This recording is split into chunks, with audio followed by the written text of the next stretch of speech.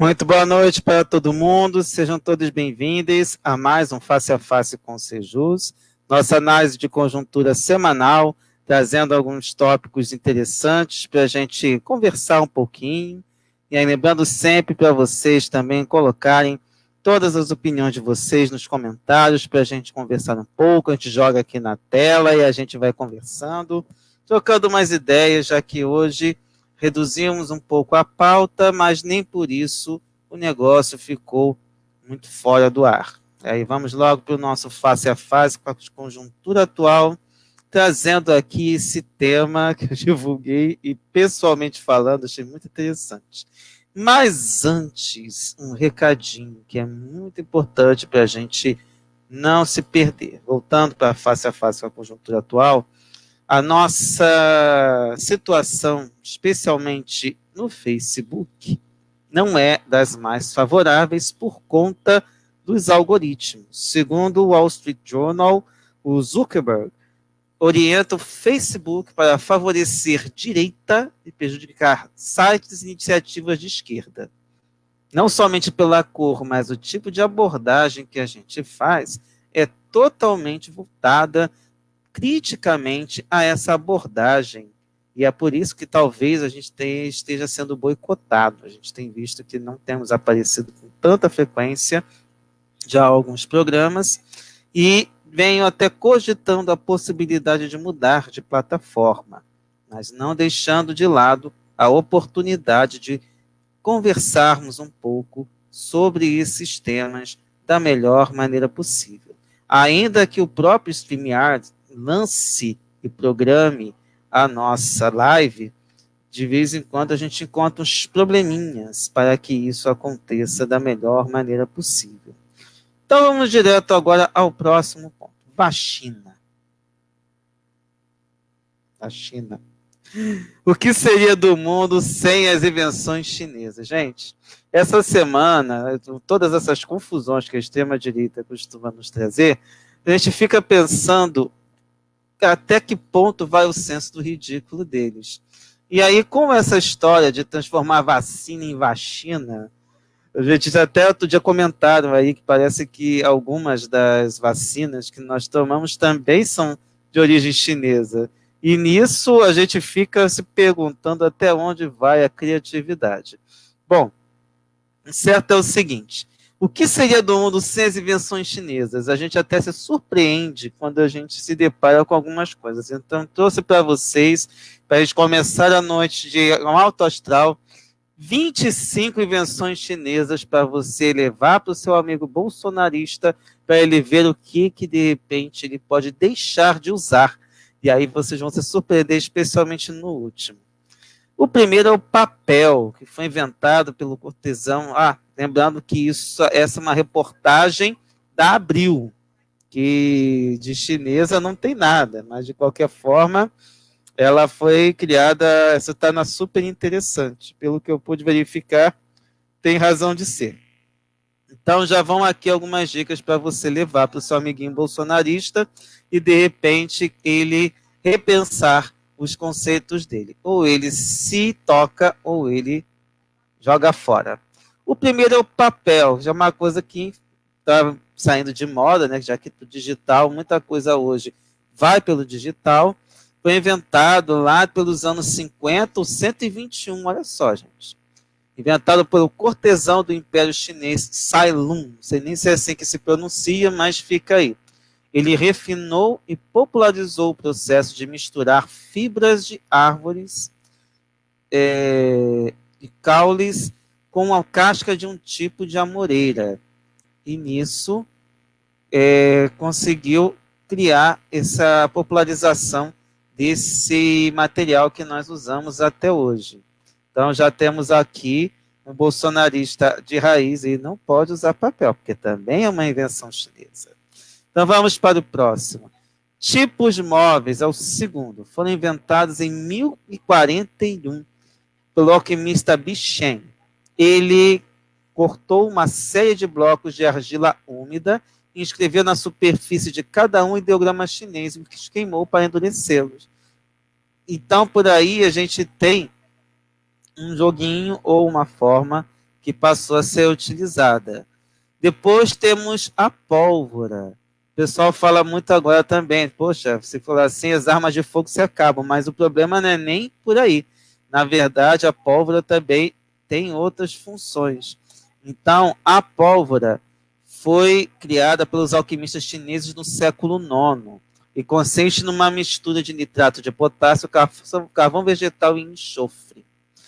O quarto é a seda, também chamada de sericicultura.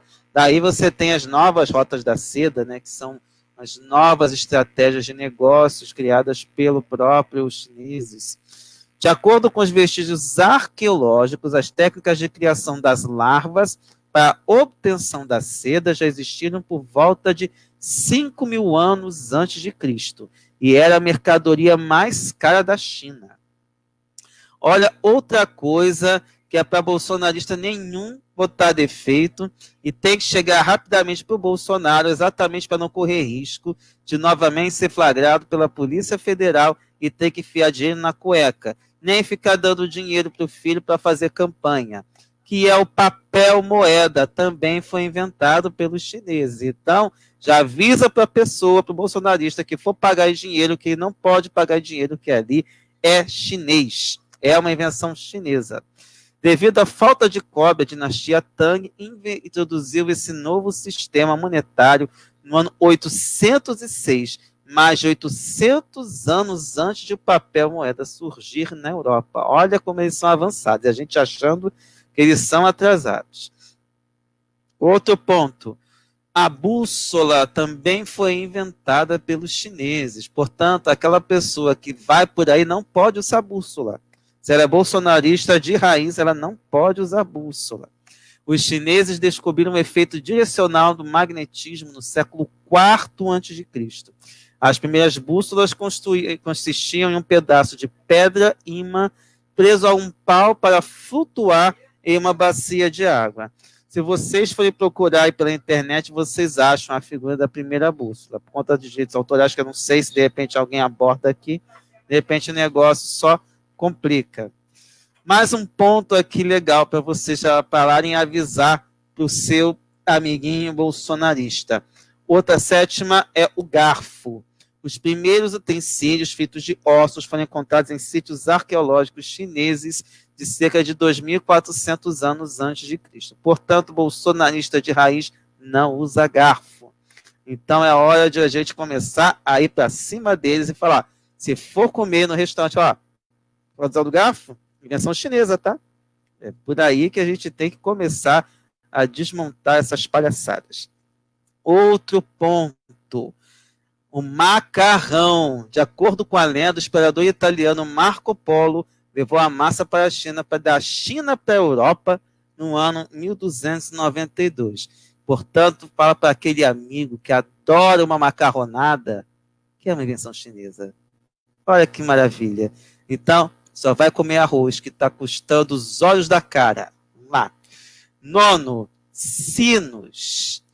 Foram inventados em meados de 3.000 a.C. e eram chamados de lins. Um dos exemplares mais antigos foi encontrado em Henan, deve ser assim que se fala, na China Central. No século V a.C., os sinos eram usados como instrumentos musicais em rituais. Portanto, para aquele amigo bolsonarista Carola, que vive numa igreja e adora um sino, lembra o sino, toda vez que tocar o sino, é chinês, é para ir para cima deles. Uma outra coisa, aí já indo para o nosso querido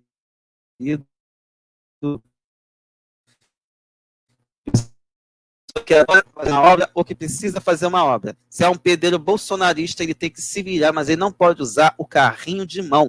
Outra pessoa também que for usar e que precisa usar carrinho de mão, fala, invenção chinesa. Tá? Tem que ir para cima e perturbar, invenção chinesa. Foi inventado pelo chanceler chinês Zhuge Liang durante a dinastia Han. Era usado em campanhas militares para levar suprimentos a soldados feridos. Então, temos aí a 10ª invenção chinesa. Então, a próxima. Então, já avisa para o seu amiguinho aí que trabalha com carrinho de mão. Se ele for bolsonarista, ele tem que se virar, mas não pode usar o carrinho de mão. 11. 11ª aí. Pipa. Não é o carro-pipa, mas é aquela pipa que a gente brincava quando era criança. Eu não brinquei porque não tinha muito talento para essas brincadeiras de rua. Mas aqui é o primeiro jogo de rede que existe no mundo, é a pipa. Foi inventada na China há cerca de 3.000 anos. O primeiro texto descreve que o objeto foi escrito pelo filósofo Mo Tzu. Então, a pipa, que hoje também é usada como um sistema de comunicação pelo tráfico de drogas, para avisar que a polícia está chegando, então, também está ali. Invenção chinesa. 12. 12ª invenção, sismógrafo. Então, quem é bolsonarista de raiz não precisa de sismógrafo, tem que se virar caso tenha de terremoto. Nós precisamos, inclusive, de um terremoto nesse país para ver se esse negócio volta para o lugar.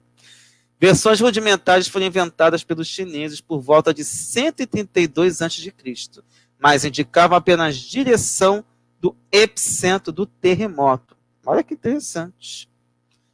13, 13ª, olha que coisa significativa, fogos de artifício.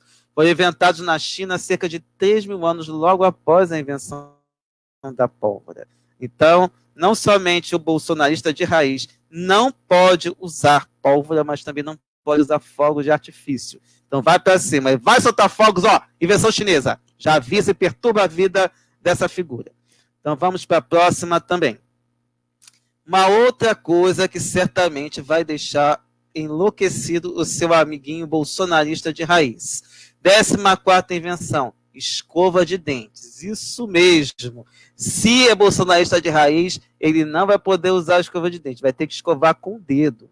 Então tá lá. Surgiu no século XV na China. Uma enciclopédia chinesa de 1498, meu Deus, deve ser anterior à europeia, então, né? Descreve como pelos curtos e grossos do pescoço de um javali siberiano eram presos a um cabo feito de ossos de animais. Pois é, em 1498 já se escovava os dentes na China.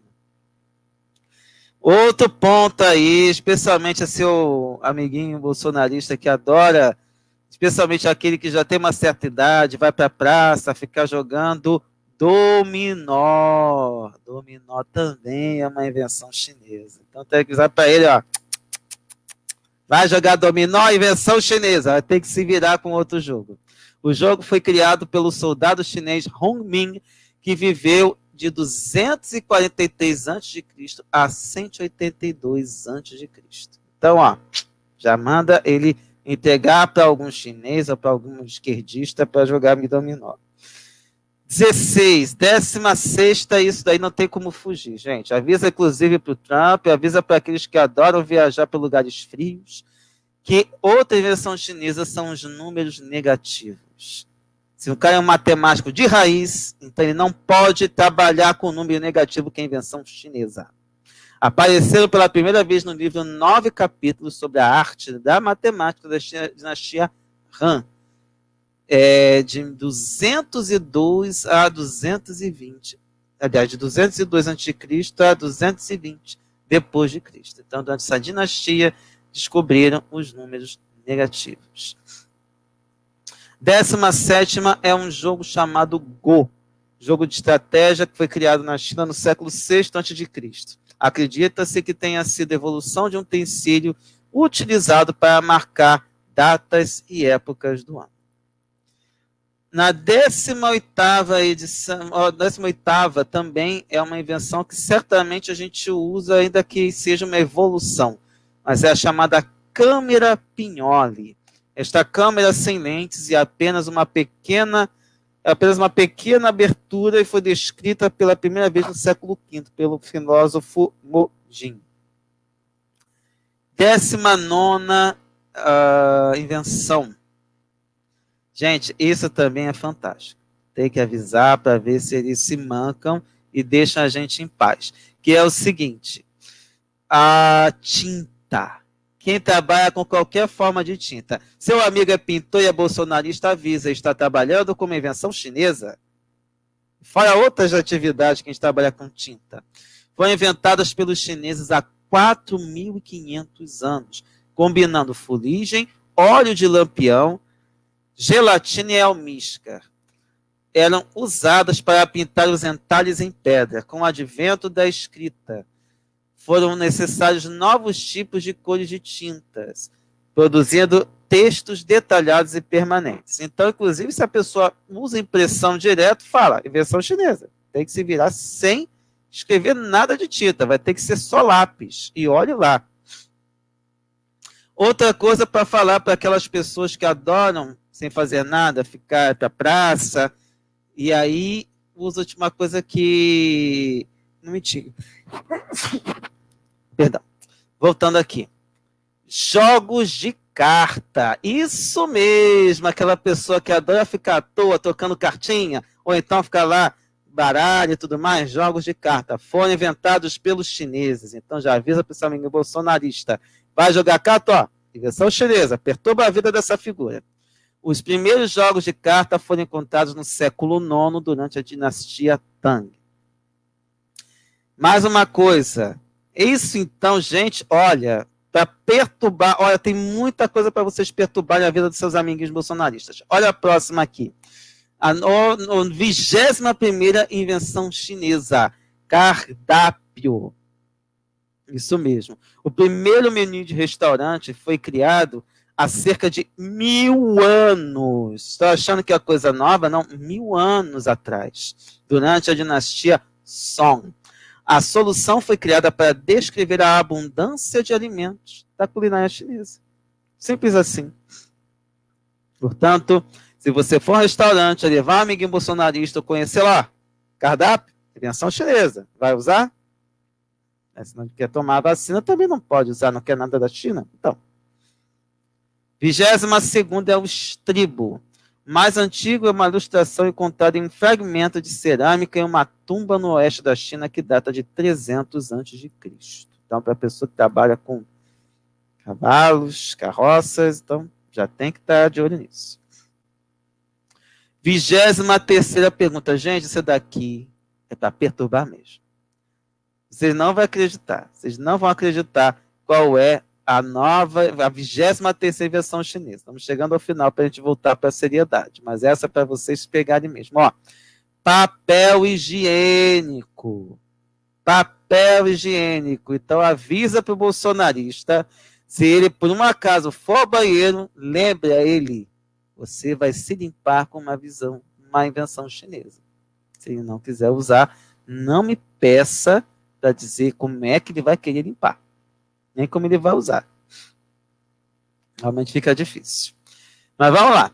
O registro mais antigo do uso do papel higiênico é chinês do século VI, quando Yan Zitui, erudito e oficial do governo, emitiu um alerta contra usar textos condizentes de filósofos para limpar o traseiro. Se fosse livro da Olavo de Carvalho, né, de repente, ou de outra pessoa que apoie, de repente, né? Mas vamos lá. 24ª, ábaco. O suanped chinês, criado em volta de 1200, era usado para fazer cálculos. Outros ábacos com mecânicas diferentes foram desenvolvidos em outros lugares do mundo. Agora, gente, essa é sensacional. Vocês não vão acreditar. Mas se não fossem os chineses, talvez não tivéssemos Bolsonaro. Sabe por quê? A última invenção chinesa a ser colocada aqui, paraquedas. Bolsonaro era paraquedista. Há relatos de acrobatas chineses que flutuavam sobre a terra usando guarda-chuvas. As lendas datam de 90 a.C. e contam também a história de um grupo de prisioneiros que teria escapado da morte saltando de uma torre usando chapéus de palha. Portanto, se não tivéssemos chineses, não teríamos Bolsonaro. Pelo menos não como paraquedista.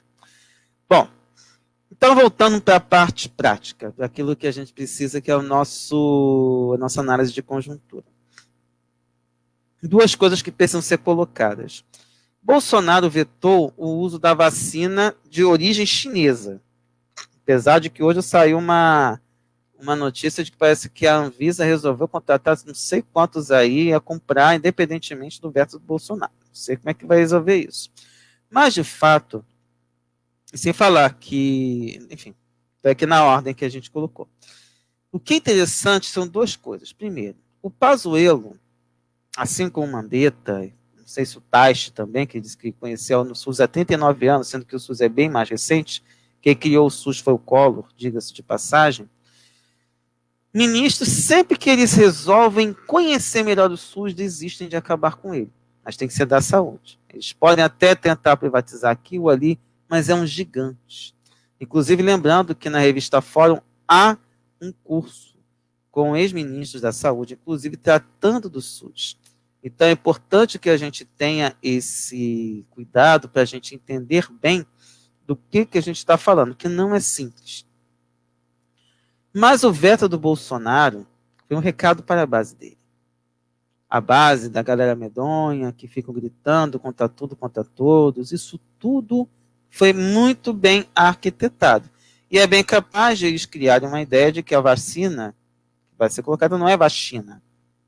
Não sei que nome que eles vão dar, mas é capaz de eles criarem alguma estratégia de repassar isso de forma que as pessoas aceitem.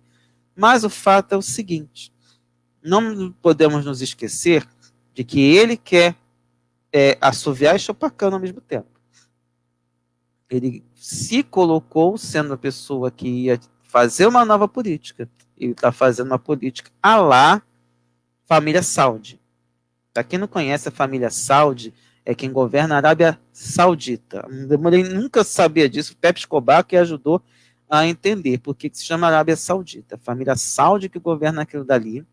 E eles governam dessa forma. Eles falam para o povo que são contra os americanos, porém, se não fossem os americanos, a família Saudi não governava nada. Então você tem esse problema também. Ele fala contra o Centrão, fala contra o Congresso. E nem está falando tanto assim, mas se você for nas redes, vocês vão ver, nas redes bolsonaristas ou no grupo bolsonarista, vocês vão ver coisas bizarras ligadas a esse grupo.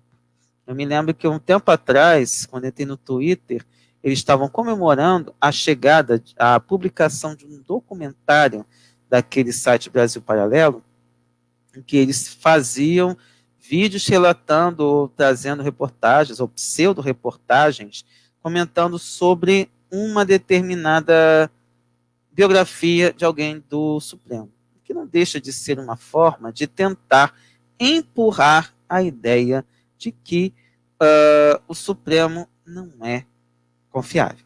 Sempre a ideia de tentar criar um poder único governado, ou seja, a ideia deles é criar uma espécie de monarquia absolutista, uma coisa bizarra, mas existe.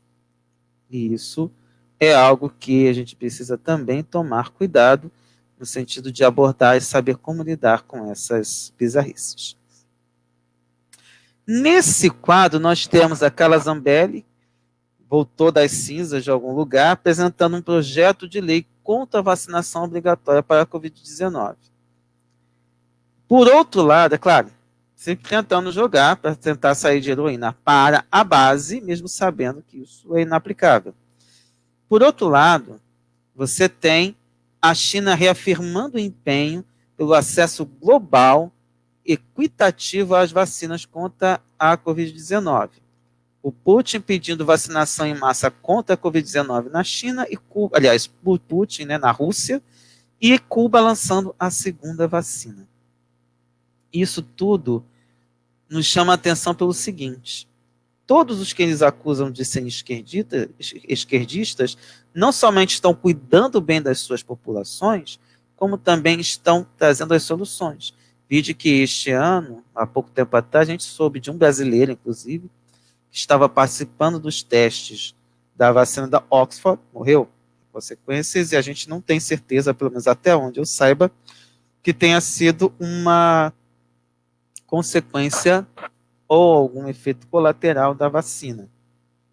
Aí, o que cabe para a gente entender até que ponto que eles vão segurar essa onda, levando em conta que você já tem vacinas que, a princípio, não estão trazendo efeitos colaterais. Também não sabemos o grau de imunização, porque, na prática, precisaríamos de mais tempo para ter uma ideia, mas é fato que a gente está lidando com uma situação muito problemática. Primeiro porque você tem uma doença desconhecida que está tomando conta, paralisou a economia do planeta, e, por outro lado, você tem governantes que preferem a ideologia à prática. Então, isso é muito preocupante, e dentro dos padrões que nós já estudamos sobre a autoridade dentro do Evangelho segundo o Espiritismo, eu posso dizer que é o auge da irresponsabilidade. É você simplesmente jogar essa população às traças. E o que é pior, me faz lembrar aquela figura de uma lenda que vocês devem lembrar bem, do encantador de ratos, aquele que vai tocando a flauta e vai levando os ratos para fora da cidade. Uma história antiga. E é basicamente isso que parece tentar fazer com a base. O problema é que nisso a gente fica completamente à mercê desse tipo de situação, com o risco até de criar uma estratégia mais complicada ainda de distribuir vacinas caríssimas e para lucro do setor privado das indústrias farmacêuticas. Ou seja, infelizmente, o cenário não é positivo e a gente não tem noção até onde vão essas bizarrices. Continuando aqui. Um outro ponto dentro da estratégia de Bolsonaro é repetir como foi no início da pandemia e com toda a parte econômica. Ele finge que a coisa não é com ele, os governadores e prefeitos agem, a justiça dá ganho de causa para os prefeitos e governadores. Se o negócio der certo, ele ainda vai dizer que ele patrocinou, usou dinheiro público. Então, gente, nesse ponto, infelizmente, com o grupo que ele comanda, ele sempre vence. E ele sempre está com a razão. Então, é um negócio bastante delicado e a gente precisa pensar de que maneira a gente pode reverter essa situação. Hoje mesmo fui postar um feliz aniversário num perfil de uma colega que ela é pró-Bolsonaro, chega a ser até tonta, assim, quando eu olho as coisas que ela postava. Eu fiquei espantado quando eu vi que no fundo dela havia a bandeira de Brasil e de Israel. Nessa conjuntura. Detalhe, é espírita, não é evangélica. Até onde eu saiba. Por que eu falo isso? Não é um peso contra os evangélicos, mas há um grupo que coloca Israel como se fosse a pátria da salvação, a terra prometida, e que eles acham que Jesus voltará quando Israel toda for convertida no cristianismo. Se você riu, eu choro, porque o negócio realmente é tenso e tem gente que acredita piamente nisso. Por isso também que eles querem que o negócio fique péssimo, que é quanto pior a situação, Jesus volta. São chamados apocalistas. Existe esse grupo e certamente alguns devem assessorar tanto o Bolsonaro quanto o Trump. Nisso tivemos outro ponto bastante preocupante e da minha parte, dentro dessa situação, para fechar praticamente esse assunto, que é o fato da desencarnação do senador e empresário da fé Harold de Oliveira. Ele era um negacionista da Covid. E o que aconteceu? Ele desencarnou não pela Covid em si, mas pelas sequelas. E essa é a preocupação. Nem o Sistema Único de Saúde está preparado para a Covid e também não está preparado para as sequelas. Então, além da segunda onda, as autoridades de saúde já deveriam estar se preocupando também com as sequelas de quem teve Covid. Porque, segundo um artigo da Nature que eu li, e que foi divulgado num grupo da Associação Médico Espírita da cidade em que eu trabalho, o organismo humano só retém cerca de 3 meses de imunidade com relação à Covid. Então, mesmo essa vacina, caso venha e se popularize, ela tem que realmente levar um estudo para saber por quanto tempo a pessoa pode ficar imune à Covid. E até que ponto que isso será possível vaciná-las com uma certa periodicidade, porque imagine uma vacina para você tomar a cada 3 meses, em todos os postos de saúde. É algo delicado e assustador. Porque a dinâmica da gente, a gente sabe que é complicado, e não adianta dizer que o problema vai ser a quantidade de pessoas. Não, o problema todo é demanda, infraestrutura, não é só questão de material descartável, é também condições de controle. Tudo isso é muito preocupante. Mas, enfim, tudo é muito novo e vamos ver para onde vai. Mas, voltando para o caso do senador em questão.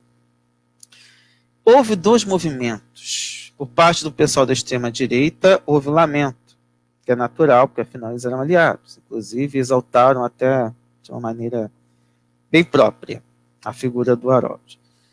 Os radicais do nosso campo, especialmente como progressistas, pezinharam, inclusive, falaram assim, não tem como lamentar alguém que, inclusive, influenciou pessoas a também se contaminarem com a Covid, negando a existência dela.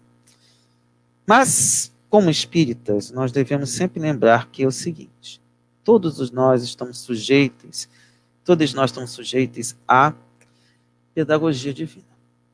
O erro que ela cometeu, qualquer pessoa cometeu, ela vai ter que reparar. Como vai ser isso? Não somos nós que vamos definir. Portanto, o que com ele, como qualquer outra pessoa, seja negacionista, ou seja de qualquer situação, inclusive o próprio Bolsonaro, no caso de quando desencarnar, independentemente se é agora, se é depois, com todo mundo, a gente deve realmente orar para que seja envolvido e seja encaminhado. Não acredito em mensagens de ódio nessa hora. Tudo que a gente menos precisa é de ódio. Porque esse espírito já vai estar muito perturbado com esse tipo de carga, de desvio, de comprometimento com a lei divina. E o que é pior, a gente sabe que tinha, além de fundo político, tinha um fundo religioso, já que ele era ligado a uma igreja evangélica, inclusive bastante popular aqui, pelo menos o meio de comunicação que ele dirigia aqui no Rio era relativamente popular entre os evangélicos. Para a gente fechar esse tema da vacina, lembrar que no plano internacional a gente também tem uma polêmica muito interessante, que é a questão da guerra Trump e Biden. E, curiosamente, tanto um quanto o outro tiveram negócios na China. Olha que delícia, prato cheio. Claro que estão explorando mais o caso do Trump, por conta da postura anti-China. Mas vocês acham que o Biden, caso eleito, vai ser amiguinho da China? Essa que é a grande questão. Os dois são sujos da rodinha, inclusive, nesse ponto. Inclusive, a reportagem que circulou com esse tema foi absolutamente execrada pelos nossos queridos organizadores, ou seja, pela mídia americana. Então, fica aqui essa questão, ou seja, quando eu coloquei aquela capa foi exatamente para a gente pensar que tipo de situação que virá adiante, mas de fato o que nós precisamos é tomar um cuidado um pouco maior. A gente não sabe o que virá a partir daí. A gente sabe que o governo tem uma tendência pró-Estados Unidos. As palavras que chegaram essa semana deixaram claro que o governo democrata não vai dar mole para o desgoverno Bolsonaro. Mas, como o Bolsonaro soube se reorganizar junto com o Centrão, eu não duvido que ele se reorganize junto com os democratas. Lembrando que, em 1963, Kennedy falou que não podia perder o Brasil. Biden também não vai querer perder o Brasil. Bom, mudando da vacina para algo mais coladinho conosco, Vamos para a Bolívia. Mais dúvidas do que certezas. Por que eu falei isso? Bolívia sofreu um duro golpe. Uma coisa bizarra. Se alguém for procurar aí no Google, vai ver cenas absolutamente dantescas. E eles também entenderam a lição. A gente também tem que levar em conta. A gente chama que é um governo de esquerda, mas eu diria que aquele governo de esquerda lá foi o PT aqui no Brasil. É um governo de conciliação, de centro-esquerda, pois ele tem um apelo popular, abriu espaço para camadas populares, mas ele continua flertando com o império. Não é à toa que o Evo esteve aqui, não é à toa que o Evo não bateu de frente com os Estados Unidos, e não é à toa que não houve uma revolta muito maior dentro da Bolívia nesse período. Eles sabem com quem estão lidando. O porém é que a Bolívia talvez seja o país que mais teve golpes de Estado no mundo todo. Não sei dizer se outros países, mas o Ben Altman fala que foram mais de 100 golpes, ou na altura de 92, em pouco mais de 100 anos. E o período em que teve maior estabilidade foi justamente no período do Evo Morales. Inclusive, há que ressaltar alguns pontos que surgiram essa semana, que houve ações de mentiras, houve também muita discussão, houve, da mesma forma como houve aqueles problemas de WhatsApp aqui no Brasil durante as eleições de 2018, como estamos tendo agora também na eleição de 2020, lá também houve essas movimentações. Então, mesmo assim, o MAS, partido do Evo Morales, venceu com Luiz Arce. Então, nós temos muitas questões ainda levantadas. Por exemplo, a possibilidade do Arce ser um novo Lenin Moreno, que flertou com o Império e simplesmente se virou contra o antecessor, que inclusive lhe permitiu a vitória. Algo terrível em termos de política. Outro ponto a ser colocado: em que situação está o Evo Morales? Porque, a princípio, ele não tem condições ainda de retornar à Bolívia. Outro ponto que precisa ser colocado: até que ponto podemos confiar nas instituições bolivianas que vão dar, será que eles vão dar realmente permitir a posse do Arce? Há muitas dúvidas e há muitas preocupações, porque o Império, em termos de autoridade, abusa. Só que como ele está passando por uma grande crise interna por conta dessa eleição complicadíssima que está ocorrendo nos Estados Unidos, acreditamos que nesse período, pelo menos a gente deu uma colher de chá com relação à Bolívia. Não sabemos se também há outras preocupações, se há negociações junto ao Arce ou a equipe que vai assumir com ele, porque não podemos nos esquecer nunca. Tanto o governo do PT, quanto todos os governos de esquerda que assumiram com concessão dos Estados Unidos. Uma espécie de permissão para governar. Um dos poucos que não seguiu o roteiro foi a Venezuela. E é justamente o governo que não caiu. O Alberto Fernandes, na Argentina, está passando por um processo delicado também de tentativa de golpe, como foram aqui as chamadas de julho de 2013, e não garanto que eles não vão tentar algum ponto, até porque, pelo menos na visão atual demonstrada pelos republicanos, é uma nova doutrina Monroe, a América para os americanos. E no final das contas, a gente sabe que a América é para os norte-americanos, ou, como eu prefiro dizer, estadunidenses.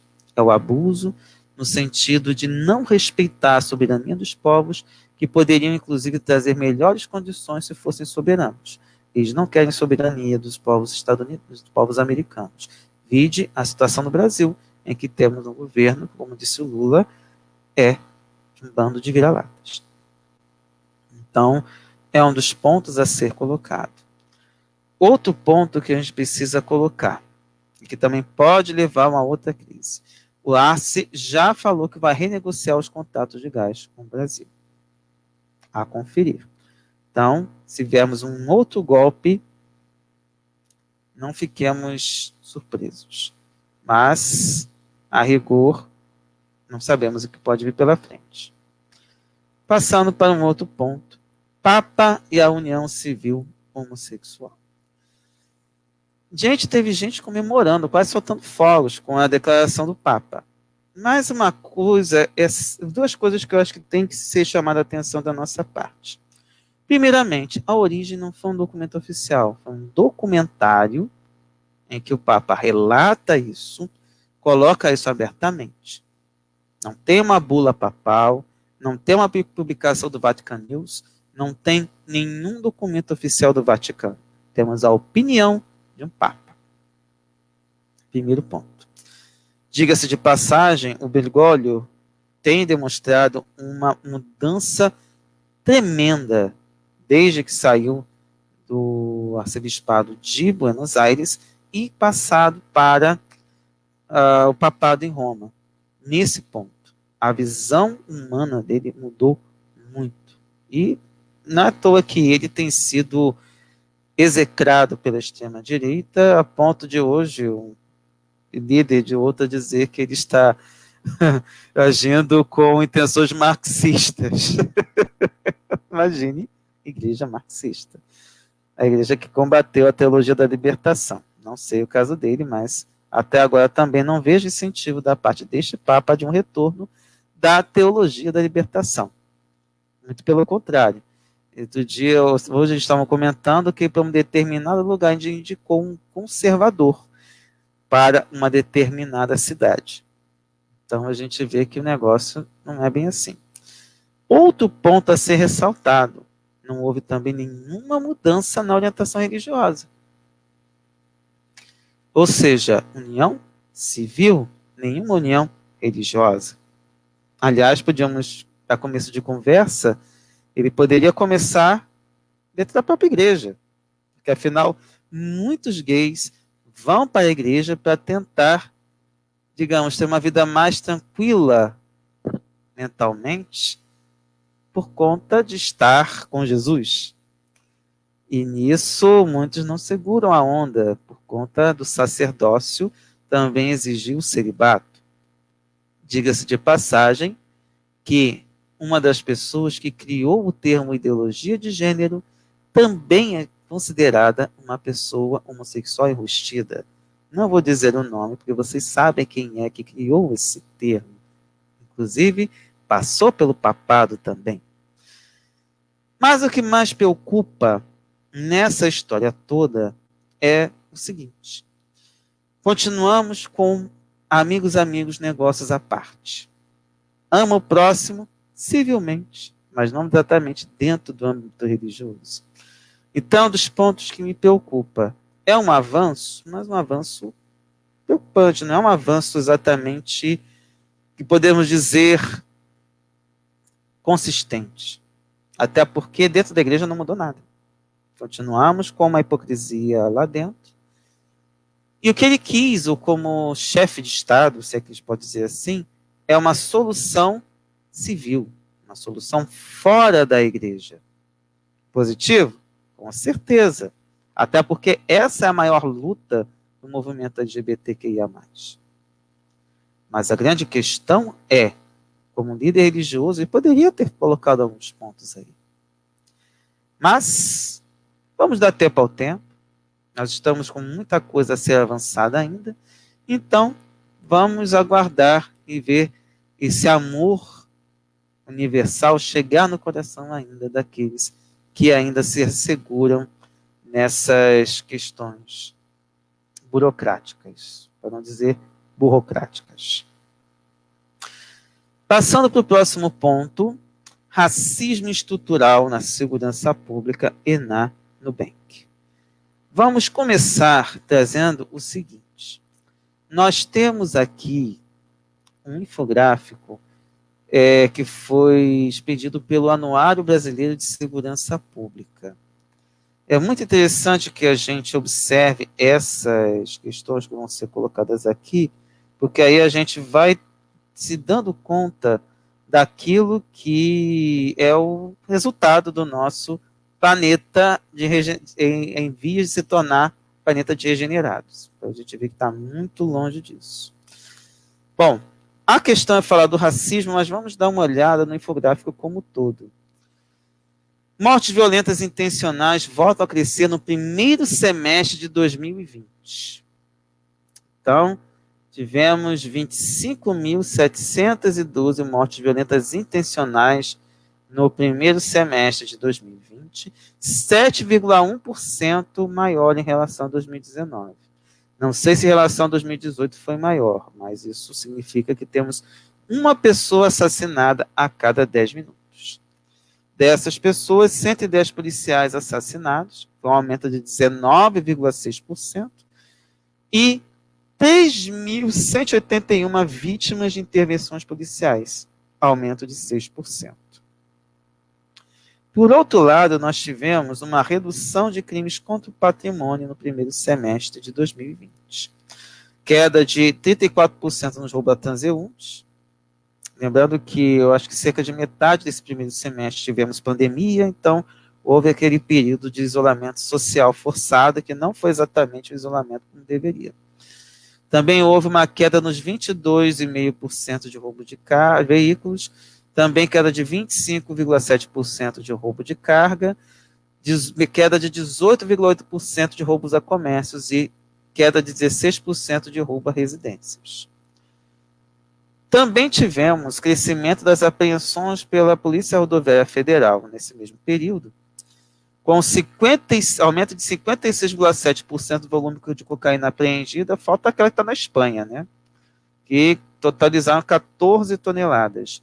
E aumento de 128,3% do volume de maconha, totalizando 316 toneladas. Outro ponto aqui. Violência contra a mulher durante a pandemia. Inclusive tem um ponto que a gente vai falar hoje que é bastante delicado. Nas delegacias houve uma queda dos registros, uma queda de 9,9% de agressões em decorrência da violência doméstica. De qualquer forma, por outro lado, houve um aumento para os chamados 390, sendo 3,8% dos acionamentos da PM em casos de violência doméstica, totalizando 147.379 chamados. Houve também o aumento de feminicídio no primeiro semestre, de 648 vítimas, aumento de 1,9% em relação ao período de 2019, mesmo período de 2019. Então, a gente teve um aumento de mortes violentas, intencionais, ou seja, homicídio doloso, e também feminicídio. Aumentou. A gente vê, então, que certamente, dentro daqueles homicídios, nós temos esse grupo também. Tem mais. Vítimas da violência letal no Brasil. Um retrato de 2019. 47.773 mortes violentas intencionais em 2019. Houve uma redução de 17,7% em relação a 2018. Mas isso significa que houve uma taxa de 22,7 assassinatos por 100 mil habitantes. 39.561 homicídios, 1.573 latrocínios, que é roubo seguido de morte, e 172 policiais assassinados. Com detalhe, houve um aumento das mortes por intervenções policiais. Foram 6.357, 13,3% de aumento. Mas vamos aqui, que é o ponto que já entra na questão do racismo estrutural. Vítimas da violência letal no Brasil. 74,4% negros. Apenas 25,3% brancos. É quase, como se a gente dizia, quase uma complementaridade, de que a maioria dos indígenas foi 0,4% só. E olhem o perfil. 51,6% de jovens até 29 anos. Então, são negros jovens. E um outro detalhe, 8,8% mulheres, 91,2% homens. Ou seja, a maior vítima de violência letal no Brasil, majoritariamente negros, majoritariamente jovens, majoritariamente homens. Outro ponto, 72,5% dos crimes foram cometidos com arma de fogo, ou seja, não foi ninguém que esteve ali e arrumou uma briga pura e simplesmente, foi com arma de fogo. Lembrando que um dos temas bastante estimulados pelo Bolsonaro, apesar de hoje o pessoal estar lutando para comprar remédio de verme, é a questão da liberação das armas de fogo. Só que aqui temos um ponto. O perfil muda a depender da ocorrência. No latrocínio, havia 55,8% negros e 43,9% brancos. 25,7% tinham mais de 60 anos e 89% eram homens. Policiais assassinados, também temos uma maior parte de negros, 65,1%. No caso, 55,2% entre 30 e 49 anos e 99% homens. Outro ponto aí, novamente, denunciando racismo estrutural. Vítimas das intervenções policiais. 79,1% negros, 74,3% jovens até 29 anos, 99,2% homens. Está lado a lado e para a gente não deixar de vista, né?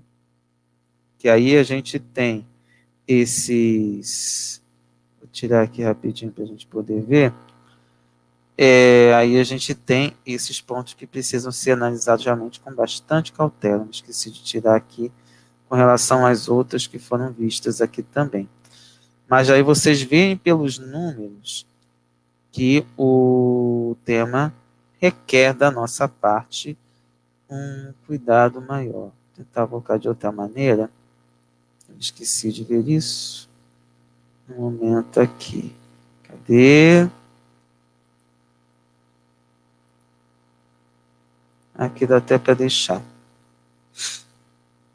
Bom, voltando aqui, temos mais coisas ainda, que é a segunda parte da nossa pesquisa aqui, que foi trazida pelo Fórum de Violência, Fórum de Segurança Pública. Violência doméstica e sexual em 2019. Uma agressão física a cada 2 minutos.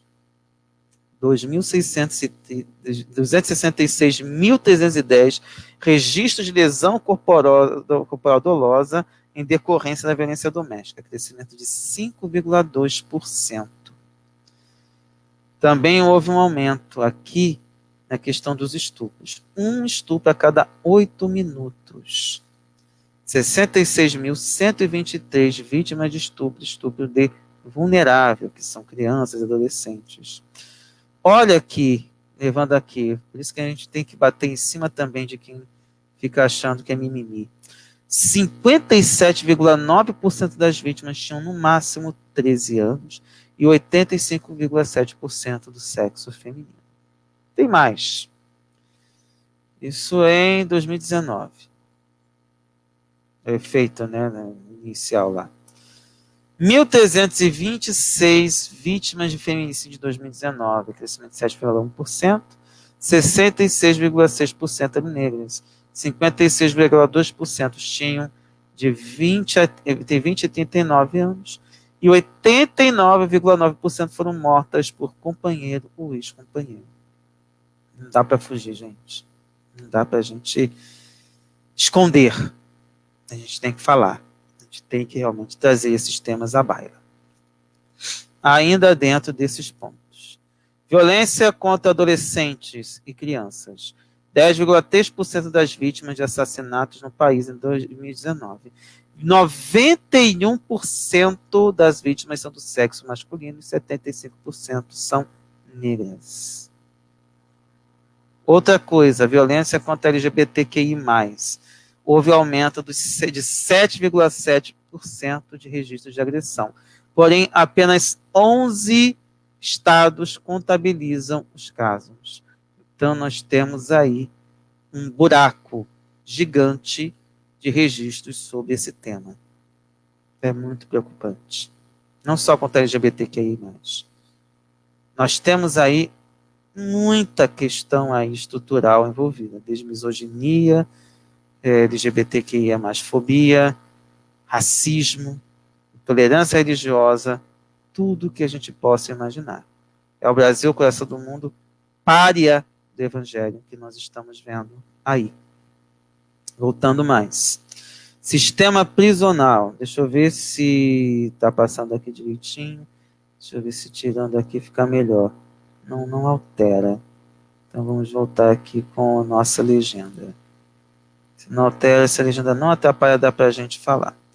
Então voltando aqui. 755.274 pessoas privadas de liberdade em 2019. E, logicamente, nós temos aí, infelizmente, desigualdade racial. Em 2005, 58,4% eram negros, 39,8% brancos. Em 2019, 66,7% negros, 32,3% brancos. Por outro lado, o déficit de vagas chega a 305.660. Prisões de Covid-19, 27.207 casos de Covid no sistema penitenciário até abril e setembro de 2020, sendo 3.687 casos a cada 100 mil presos. É um verdadeiro genocídio que está acontecendo. Esses pontos aqui são relativamente técnicos, gastos com segurança pública. Houve um leve aumento de 0,4% em 2019, 95 bilhões de dólares, deve ser de reais, acredito eu. Sendo que houve um aumento maior, houve uma queda por parte do governo federal, de 3,8%, um aumento dos estados e um aumento maior por parte dos municípios. Na segurança privada, se tinha 545.477 vigilantes ativos, sendo 49% na região sudeste.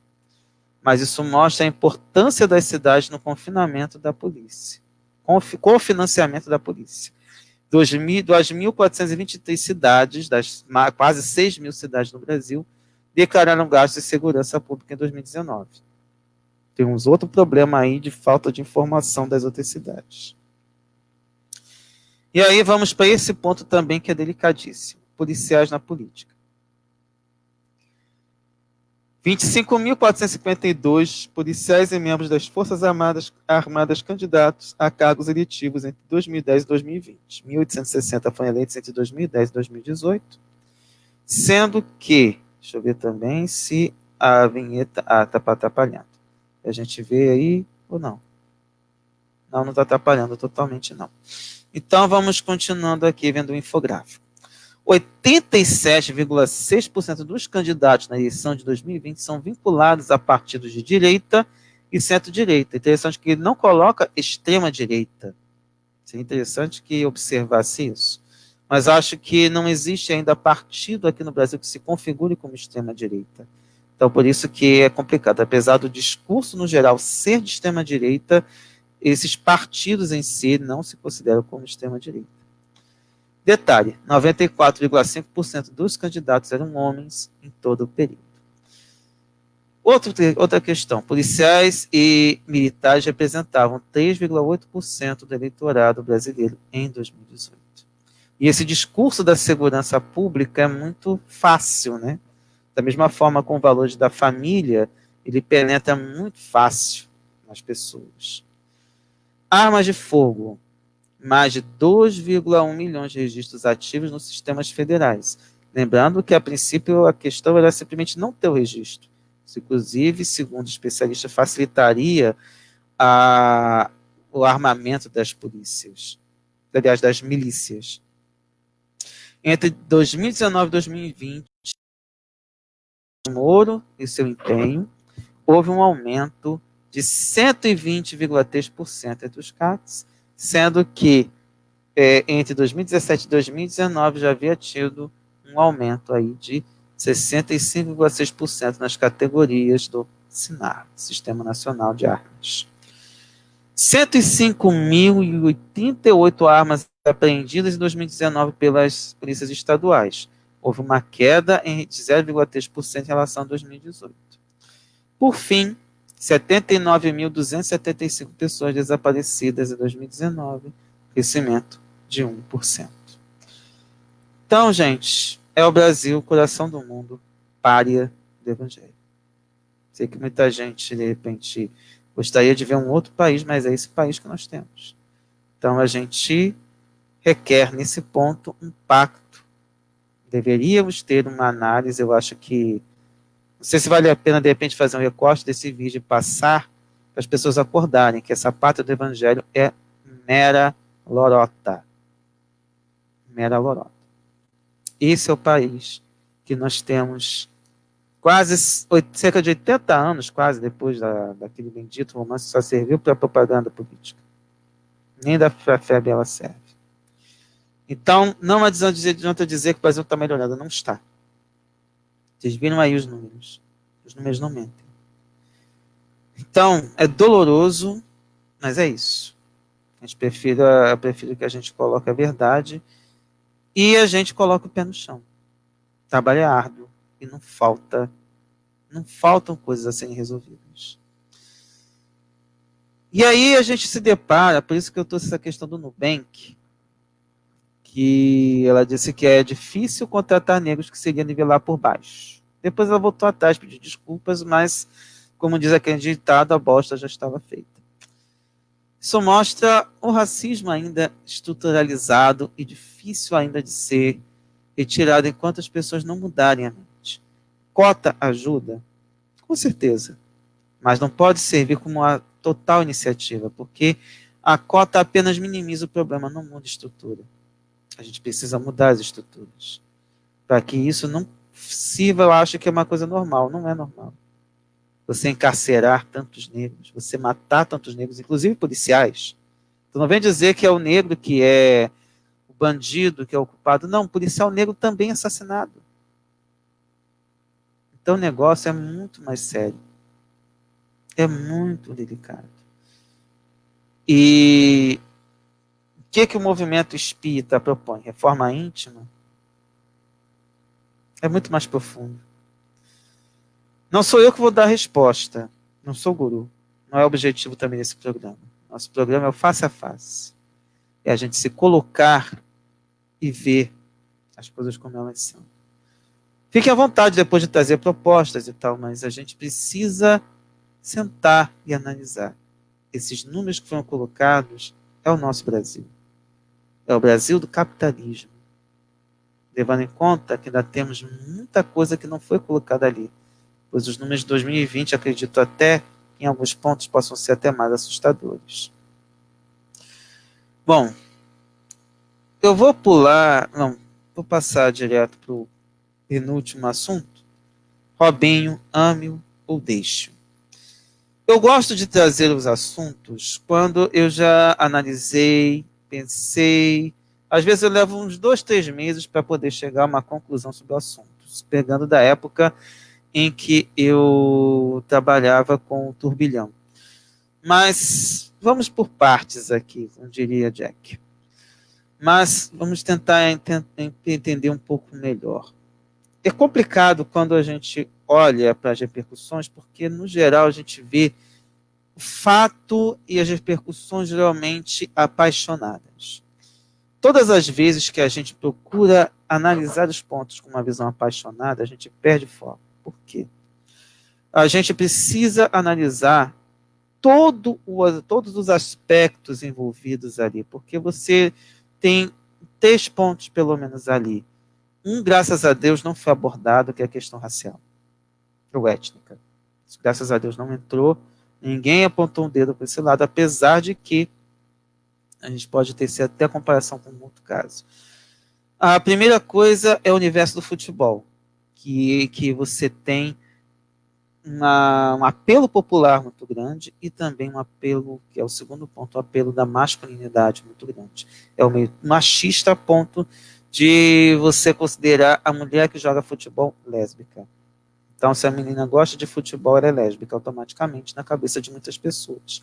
Isso mostra ainda esse machismo estrutural voltado para esse tipo de esporte que está na cultura das pessoas. Temos lésbicas no futebol, assim como temos gays no futebol também. Muitos, inclusive, se escondem porque se colocarem isso de maneira pública acaba tendo problemas aí de repercussão, até mesmo, de repente, risco, inclusive, de ser estuprado dentro do vestiário, uma curra coletiva. Vamos pegar um caso aí, exemplo, um tempo atrás, não é segredo para ninguém, o caso do Ronaldo, que foi flagrado lá com as 3 travestis no motel, e isso mostra uma brecha, leva um pequeno véu sobre a questão da sexualidade dos jogadores de futebol. E também essa questão de posar de machão, porque afinal muitos homens saem com travestis com a expectativa de passar para os outros de que ele será o ativo da relação, quando na verdade, muitas vezes, eles querem ser o passivo da relação. Então, isso mostra muita questão muito delicada na nossa cultura, que infelizmente é machista, é misógina e transfóbica, além de homofóbica. Continuando aqui. No caso do Robinho em específico, nós tivemos alguns pontos que eu queria chamar a atenção. Mas vou pegar algum destaque do 247. Condenado por estupro, Robinho diz que se diz que é perseguido pela Globo como Bolsonaro, emissora do demônio. Inclusive, a Globo, não sei se por conta disso, ou eu não lembro na sequência como é que foi, porque eu não acompanho muito a mídia corporativa, trouxe uns áudios que eu não sei como é que foram para lá. Esse também é um ponto muito delicado, essa invasão de privacidade com os objetivos não muito éticos. Tudo bem que, neste caso, o que o Robinho falou, depois ele disse algo também bizarro numa entrevista ao UOL. E o que mais assusta é a falta de arrependimento dele. Lembrando que aqui eu não estou querendo trazer simplesmente para falar do Robinho, eu estou querendo puxar para uma coisa um pouco maior. Que aí, pegando a orientação de São Luís, se não me engano, a gente precisa pegar a questão do escândalo, a questão da maldade, para pensar naquilo que realmente deveria ter sido falado. Pegar isso e levar para frente, não para ficar simplesmente malhando o Robinho, mas para a gente pensar em algo mais geral. Porque aquilo que o Robinho praticou, ou que ainda está sob investigação, não é nada muito diferente do que a gente encontra no interior do Brasil. Não é muito diferente do que a gente encontra com as famílias. Vide o caso da menina de 10 anos, que passou por aquele problema do aborto, mas foi 4 anos estuprada. Criança de 6 anos. É sempre a submissão do macho, ou melhor, a submissão da mulher, do gay, por todo mundo, pelo machão. Enquanto as pessoas poderiam até reagir. Criança é mais difícil, mas a mulher, todo mundo. É preciso reagir, mas antes de mais nada é preciso rever toda essa cultura em que considera tudo que não é homem, branco, hétero, cis, o poderoso, ou como o rei da cocada preta, ou, sei lá, como sendo a pessoa de privilégio. Se nós somos espíritas, devemos lembrar que somos espíritos imortais e que todos somos irmãs. Todos somos filhos de Deus. Ninguém é melhor do que ninguém perante a lei divina. Quem define o mérito é Deus, não somos nós. O cuidado que eu prefiro ter, e que inclusive foi uma crítica muito ferrenha contra um grupo de extrema esquerda, do qual até gosto de ouvir alguns pontos, apesar de discordar de algumas coisas deles, são essa questão de partir para a defesa do Robinho. Não é uma defesa do Robinho, por simplesmente. É entender o caso, colocar os pingos nos is. Mas antes de mais nada, eu acho que a gente precisa mesmo sentar e analisar a cultura do estupro, o machismo e a misoginia estruturais. Então a mulher pode servir de brinquedo sexual? Jamais. Ninguém pode servir de brinquedo sexual para ninguém. Então a gente precisa realmente trazer à pauta esse tema. A gente precisa analisar para que não nasçam outros homens, para que as crianças, especialmente os nossos meninos cis, não se tornem outros machões que se acham porque simplesmente têm um pênis entre as pernas. Então, o que fica aqui de lição é que há muito ainda para alcançar, para amar o próximo como a si mesmo. Tem outras questões mais bizarras aqui. Deixa eu colocar aqui, porque eu coloquei numa ordem, já mudei a ordem todinha do que eu queria colocar. Primeiro, a questão da hipocrisia com base religiosa. Você vê que uma das coisas que ele falou, que além de se dizer perseguido pela Bíblia, pela Globo, ele se colocou como cristão. Será que o cristão mesmo protege um estuprador? Infelizmente, em algumas bases, protege. E posso ser mais sincero? Um grande exemplo, inclusive, no meio espírita, é o caso do João de Deus. Esses relatos todos que foram colocados há quantos anos? Quantos abusos também não devem estar acontecendo em casas espíritas? Para quem gosta da obra do Divaldo, no livro Perturbações Espirituais, temos um caso de abuso ali. Tudo bem, podemos considerar uma fantasia, um romance? Sim, mas abusos acontecem. E tudo começou no atendimento fraterno. Apesar de o alerta estar ali, pelo menos em alguns lugares houve alguma mudança a partir do que aconteceu com João de Deus.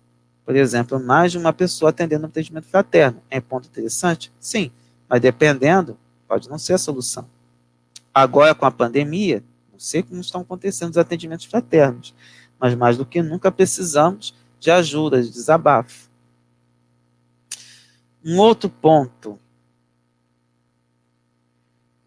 que foi também bastante delicado.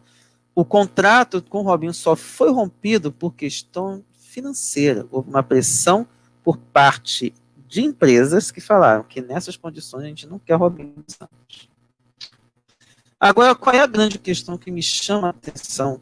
Que o caso do áudio vazado do Robinho, que eu acho que nem precisava ter vazado aquele áudio, apesar do horror para quem escutou o áudio, foi um caso muito parecido que aconteceu com o Neymar.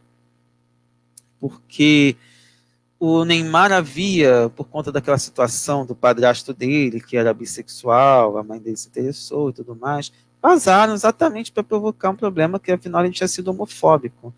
Agora, a única coisa que eu fico preocupada, assim, com relação a nós, eu pelo menos procuro tomar sempre muito cuidado quando eu converso com alguém sobre qualquer coisa, mas isso mostra que, especialmente pessoas públicas, têm que tomar muito cuidado com o que fala. Então, o que pensa é sempre complicado, né, gente? Porque, afinal, cada um tem o seu patamar. Mas a pessoa entrega de graça um crime. Tudo bem, pode ser recortado? Pode. Fizeram isso com Lula. Fizeram isso com Marco Aurélio Garcia. Isso pode acontecer. É claro que, para mim, o que me deixa mais abismado é o total não arrependimento do Robinho. Mas o que deve ser colocado em pauta a partir desse não arrependimento é a lição que a gente tem que tirar da questão do machismo estrutural que está por trás, da misoginia estrutural do machão ante a mulher, ante o gay, ante a criança, ante qualquer coisa que possa lhe servir de brinquedo sexual.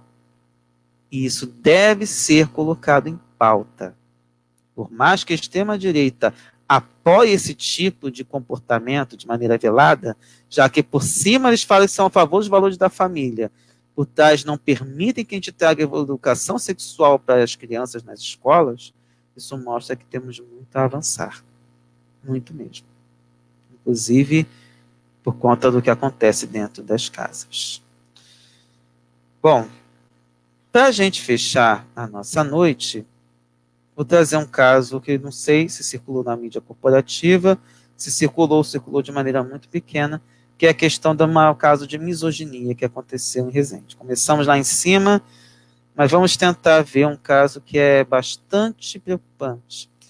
O caso de uma candidata a vereadora do PCdoB chamada Leda Mota, residente em Resende, Quem quiser pode procurar pelo Facebook, está tudo lá.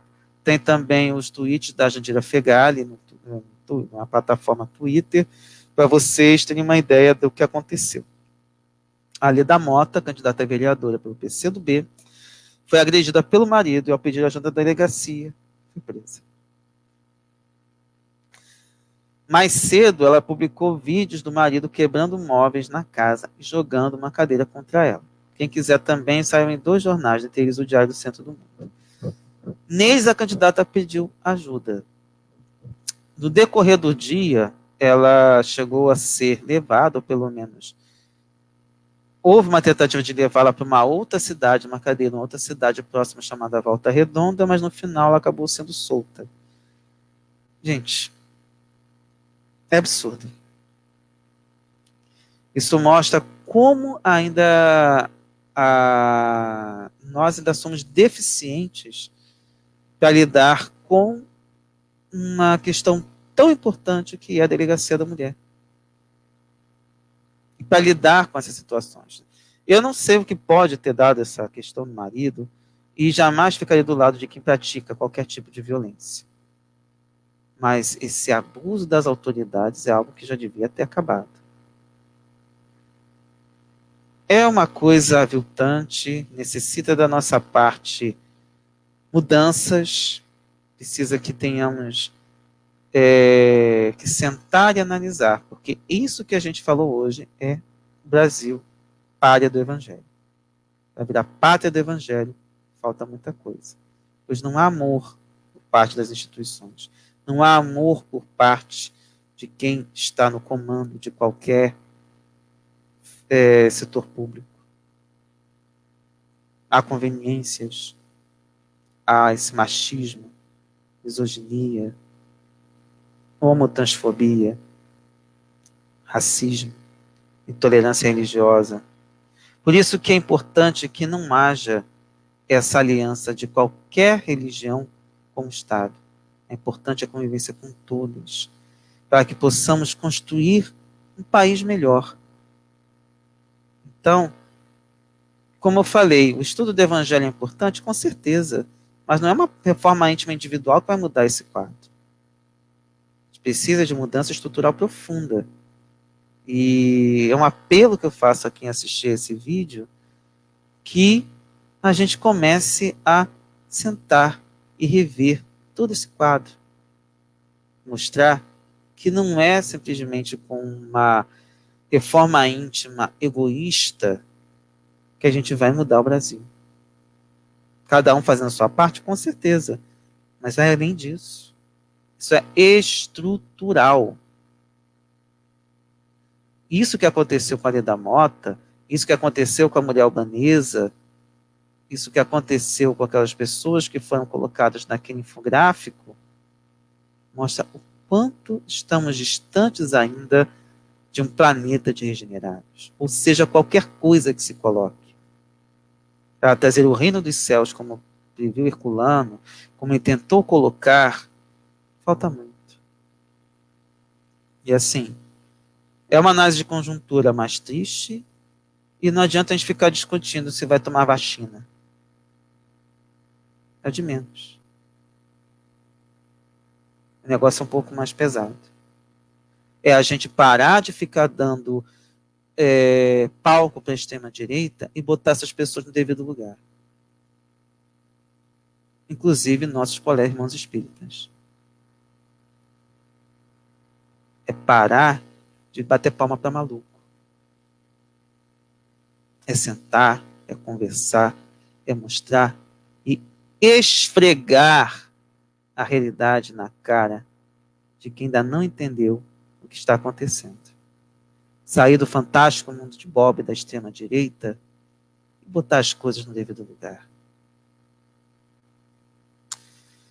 Enfim, eu gosto de encerrar um pouco mais para cima, mas hoje só vou deixar para vocês, esses 10 minutinhos que faltam, sextou ou sabadou, para quem já está no sábado e que vai sabadar daqui a pouco.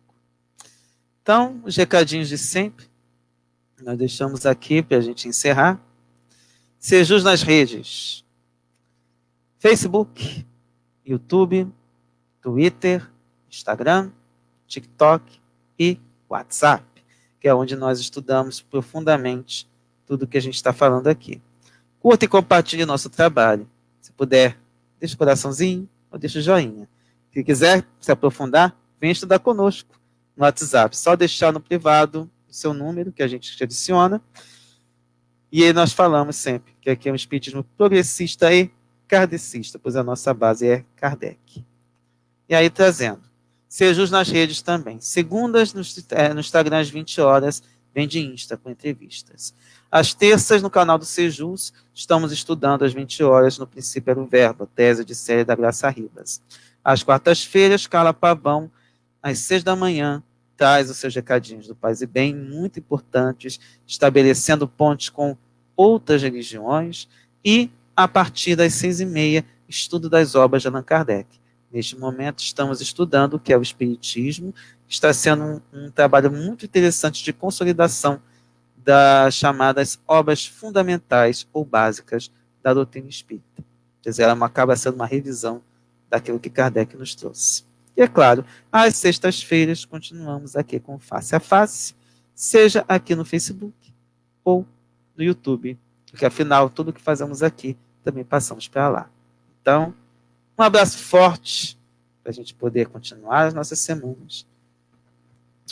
Um beijo de luz, um beijo de paz e muita reflexão para a gente lidar com essa realidade. Certo? Então, até a próxima.